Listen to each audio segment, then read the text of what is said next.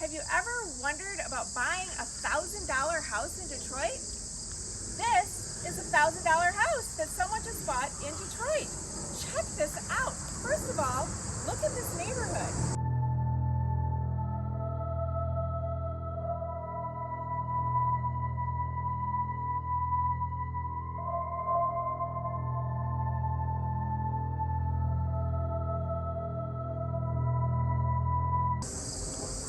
Let's go inside.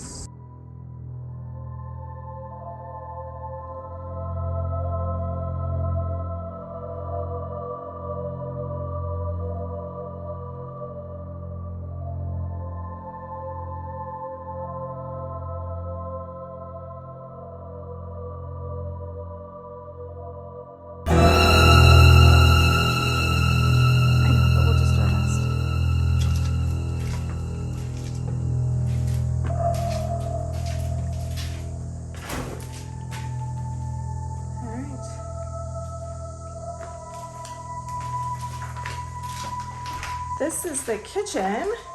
There's some cabinets up there. There's the floors and the walls. We'll go in the room where they did just pay to get electricity put in. This is my husband, Pat. Pat, what can you tell us about this house? Well, this house needs everything, literally everything. It needs all new drywall, stripped down to the studs of the house, new electrical, new plumbing, ceilings, trim, windows throughout. It needs a new roof. There's one bedroom. Well, what would it cost to do like just the windows? On a house like this that needs the repairs to the framing and the trim, it's an easy $5,000 window job with the code requirements for the city of Detroit. And I feel like I'm standing a lot lower than you are. Well, you can see the floor has sunk, and once we get to the basement, you can see why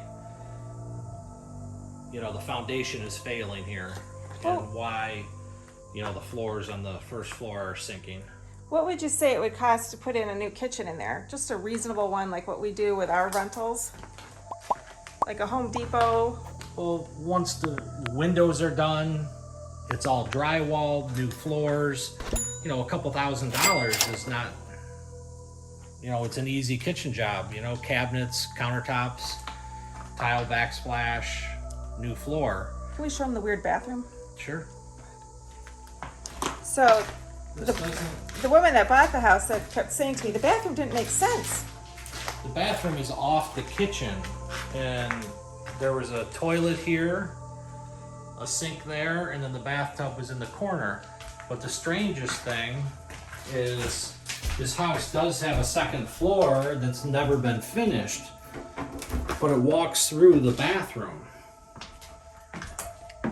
And this space up here is great space, but it's never been finished.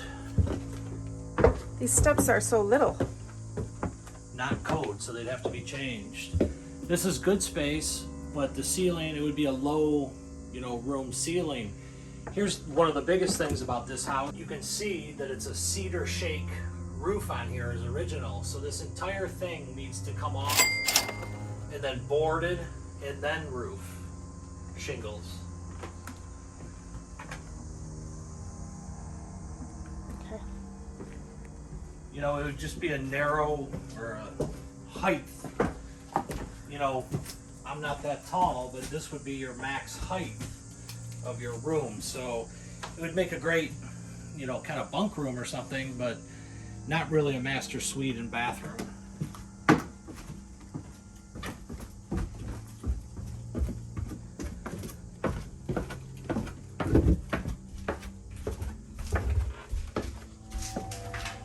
And this is the only bathroom, and it's a full bath. And to think there was a tub right there and a sink and a toilet, like, wow. Ooh, and it's squishy, that floor. So what about all the plaster? All this plaster needs to come down off the walls. The slats all need to come down. It needs to be to the 2x4 studs so that it can all be drywalled. They're not savable. The plaster walls, no. How much is that? Thousands of dollars. I mean, it's tedious in just getting this stuff down. All the trim has to come down, everything. I mean, it's a big job.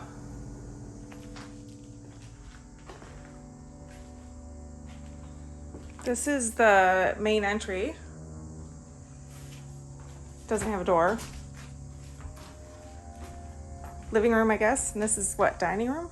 Because it's the kitchen back there. So then there's a bedroom here. Wait, how many bedrooms are there? Okay, so here's a bedroom.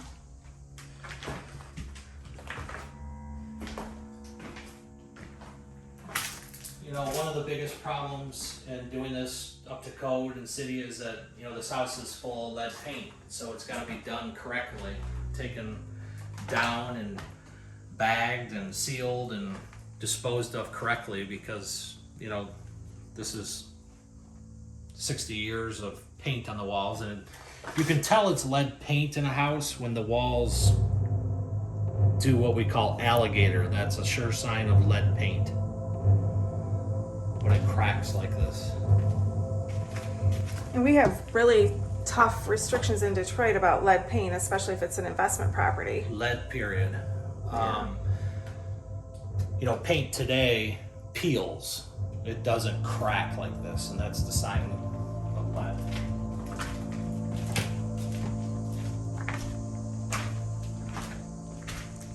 So that's one bedroom. Here's the second bedroom. So this is really just a 2-bedroom house.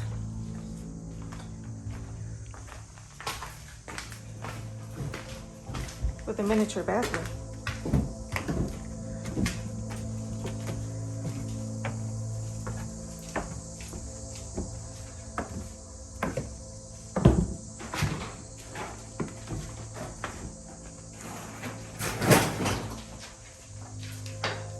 You know, down here is really where a lot of the problems start. You know, you can see on these walls all the cracks in the foundation and the cinder block foundation. I mean, you can see daylight through these. You know, this is all the footing settling, the block settling. Over here is even worse. You can see clear through the block there. How do you fix that? Well, you don't. You have to tear it out, new footings, and then rebuild the wall. How much would that cost, do you think? Thousands when they got, you know, it's right here is why you can see that this kitchen floor is sagging so poorly. This beam, which supports all your floor joists, has no post. And you can see the gap here. There's about a 2-inch gap there. There needs to be a post here and everything jacked back up and a steel post put in there. Same on this side. This is why the kitchen is sagging so badly in the dining room, because everything is caving in. Over here, you can see the steel beams that are holding the beam, and that's good, but there needs to be new beams installed across here, and the floor is jacked up.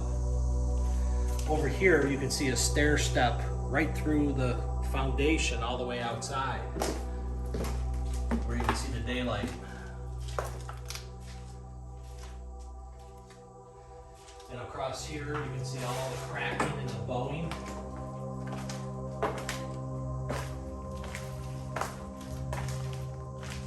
And right there, you can see the stair stepping.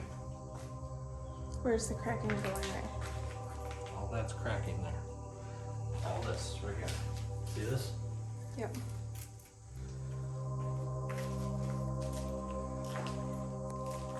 Is this like an asbestos floor problem down No. here?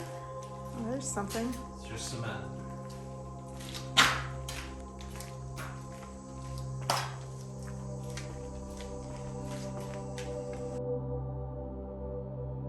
And down here also, you know, there's no duct work for a furnace, which you've got to duct everything in the house now. It's all been removed, taken. I don't know which, but you know, this staircase is going to have to all be rebuilt.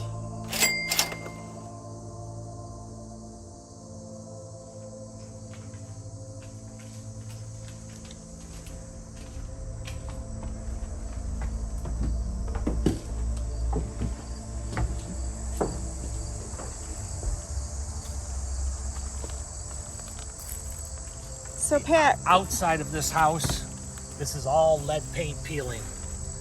So all this would either have to be, which isn't really an option because a lot of the boards are deteriorated. This whole house needs to be sided and trimmed.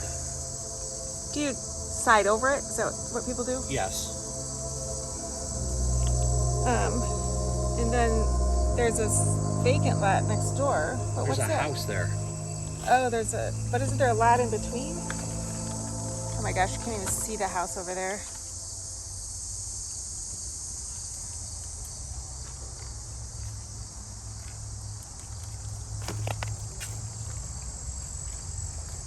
So somebody bought that house, and the woman that owns this one that just bought this one said they bought this vacant lot to go with it. And when she gets her trees cleaned out, if she sticks with this project, then she can buy the vacant lot next to it. So this front porch needs to be torn down and completely rebuilt. This overhang from the house is being supported by nothing. There's no beams. They've been taken out. Eventually this front, you can see it's already starting to crack off the front of the house now.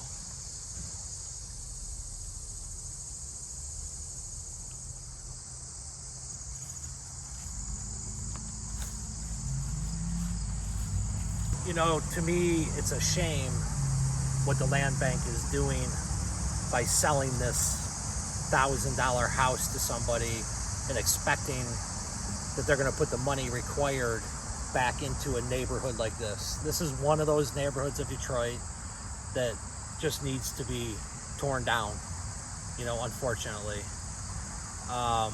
They're not even picking up the trash in this neighborhood. This house, you know, it sounds ridiculous, but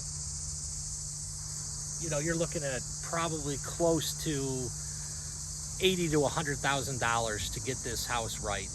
And this neighborhood will never be an $80,000 to $100,000 neighborhood unless something magical happens here. And you know, there's so many other neighborhoods that are much more savable. But I just don't think that the land bank is doing anybody any favors by selling people properties like this when they know darn well that it's a knockdown. So that's my 2 cents on the land bank. I think that you know, something needs to be done about it, but selling somebody $1,000 house like this doesn't solve any problems here.